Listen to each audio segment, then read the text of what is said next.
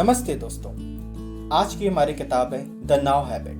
The now habit को लिखा है डॉक्टर नील फ्योर ने, जो कि by profession psychologist, lecturer, trainer और बेस्ट सेलिंग ऑथर है। साथ ही साथ वो कई ऑर्गेनाइजेशंस को परफॉर्मेंस एंड प्रोडक्टिविटी एनहांसमेंट्स पे कंसल्टेंसी भी करते हैं। तो आगे बढ़ते हैं इस किताब में, द नाउ हैबिट में। इस किताब की शुरुआत करते हैं आपसे एक क्वेश्चन से।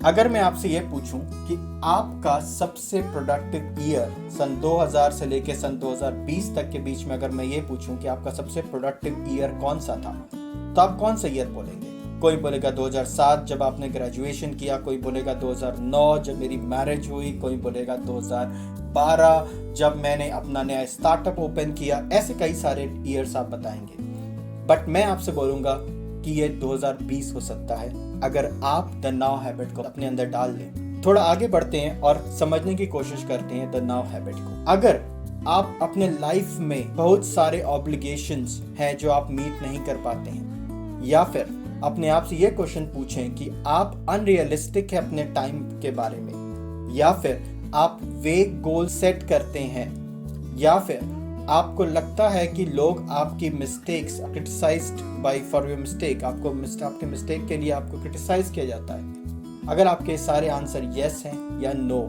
अगर यस हैं तो मैं आपको बोलूँगा हमारे साथ जुड़े रहिए और आपकी इन सभी प्रॉब्लम्स दूर हो जाएंगी by following this habit, the now habit. दोस्तों, द नाउ हैबिट की मदद से लेखक ने हमें यह बताने की कोशिश की है कि हम प्रोक्रेस्टिनेशन से कैसे बच सकते हैं। प्रोक्रेस्टिनेशन मतलब काम को टालना। हम लोगों की जनरली ये हैबिट होती है काम को टालने की, तो हम अपने इस काम को टालने की और उस काम को देर से करने की इस हैबिट से कैसे बाहर निकल सकते हैं। लेकिन इससे पहले कि हम इस समस्या का इलाज ढूंढें, हमें इस समस्या को समझना बहुत ज्यादा जरूरी हो जाता है। हमें यह समझना जरूरी हो जाता है कि प्रोक्रेस्टिनेशन होती क्या है।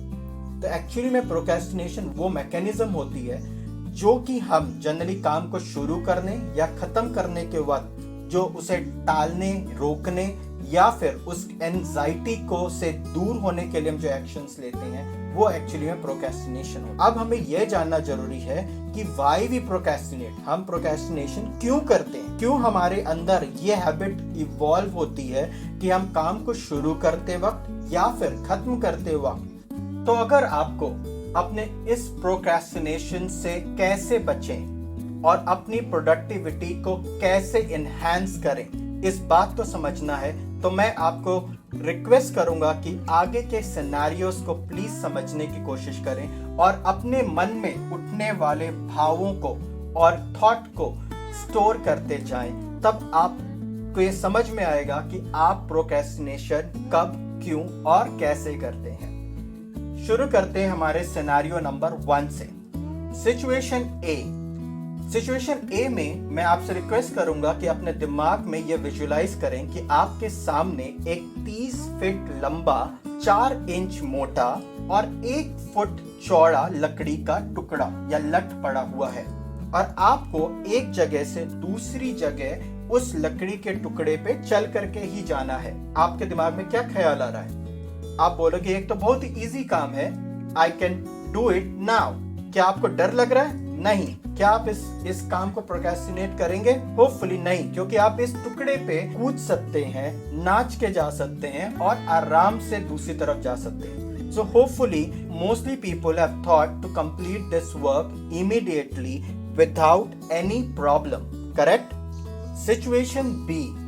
अब मैं आपसे ये कहता हूं कि जिस लकड़ी के टुकड़े पे, 100 फीट लंबे लकड़ी के टुकड़े पे आप उछल के, कूद के, नाच के जा सकते थे और तुरंत वो काम कर सकते थे, उस लकड़ी के टुकड़े को मैं 100 फीट की ऊंचाई पे 2 बिल्डिंगों के बीच में सेट कर देता हूं और अब आपको इस बिल्डिंग से दूसरी बिल्डिंग तक उसी लकड़ी के टुकड़े पे चल के जाना है। अब आप बताइए आपके मन में क्या ख्याल आ रहा है, क्या सोच रहे हैं आप? 90% लोग कहेंगे आप पागल तो नहीं हो गए हो, मैं कोई सर्कस में काम थोड़ी ना करता हूं कि मैं क्रॉस कर दूंगा।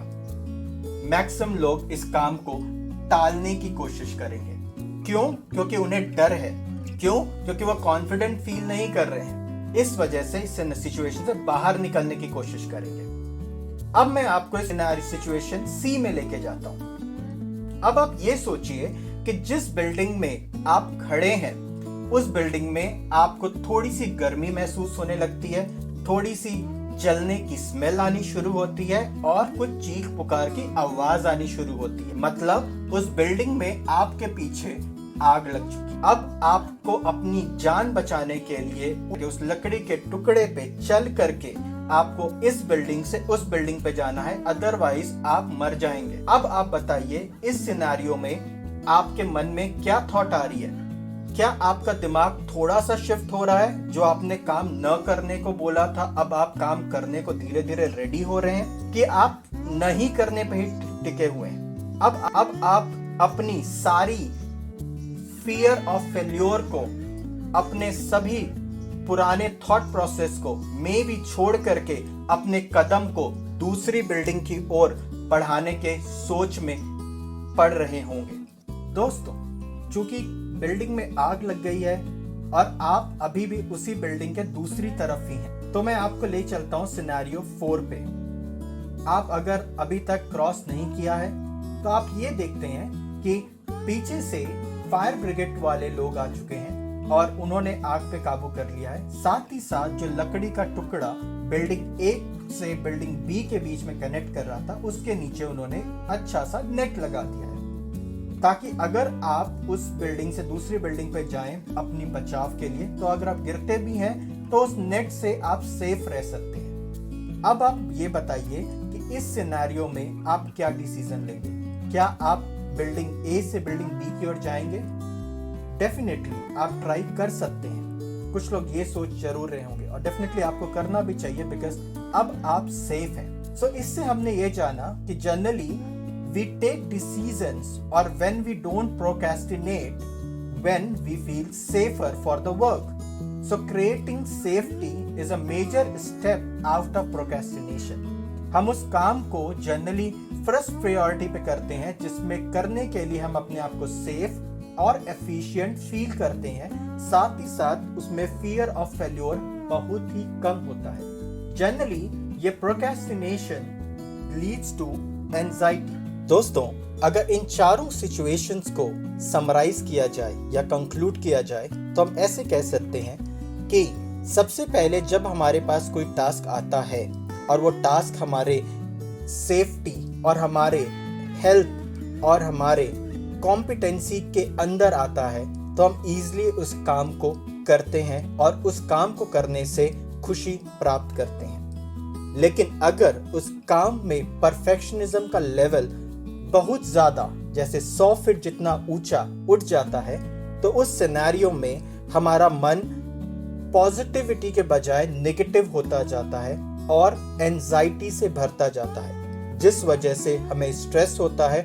और हम धीरे धीरे उस काम को न करने की ओर प्रेरित होते जाते हैं। हमारा मन चौथे स्टेप में उस दुविधा में भर जाता है कि क्या हमें इस काम को करना चाहिए या नहीं करना चाहिए, और हम धीरे धीरे उस काम को न करने की ओर ट्रेंड करते जाते हैं। उसके बाद आती है 5वीं स्टेज। इस स्टेज में अगर हमें एक डेडलाइन या फिर एक चैलेंज और टारगेट जैसी कोई चीज मिलती है तो हम उस काम पे फिर से मोटिवेट होकर के लग जाते हैं, और अगर हमें उस चैलेंज नहीं मिलता है तो हम अपने मन में उस काम को न करने वाला एटीट्यूड लेकर के उस काम को वहीं पे टाल देते हैं या प्रोक्रेस्टिनेट कर देते हैं। इसलिए मैं आपसे रिक्वेस्ट करना चाहूंगा कि अपने मन को पॉजिटिव बनाएं। हर प्रॉब्लम से हमें एक नई अपॉर्चुनिटीज मिलती हैं। अपने मन में बनाएं कि whatever happens I will survive, I will find a way to carry on.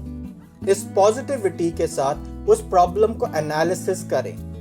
उस प्रॉब्लम से भागे नहीं, बल्कि इस बिग प्रॉब्लम को ब्रेक करके पॉजिटिव होकर के अचीवेबल पीसेस में अचीव करने की कोशिश करें और सोचें, I will find a way to lessen the pain in my life and maximize the joy।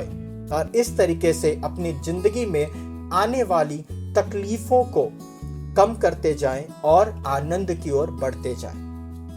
दोस्तों, इस किताब में ऐसी बहुत सारी चीजें हैं आपसे शेयर करने को, इसलिए मैं आपसे मिलूंगा नेक्स्ट एपिसोड में द नाउ हैबिट के।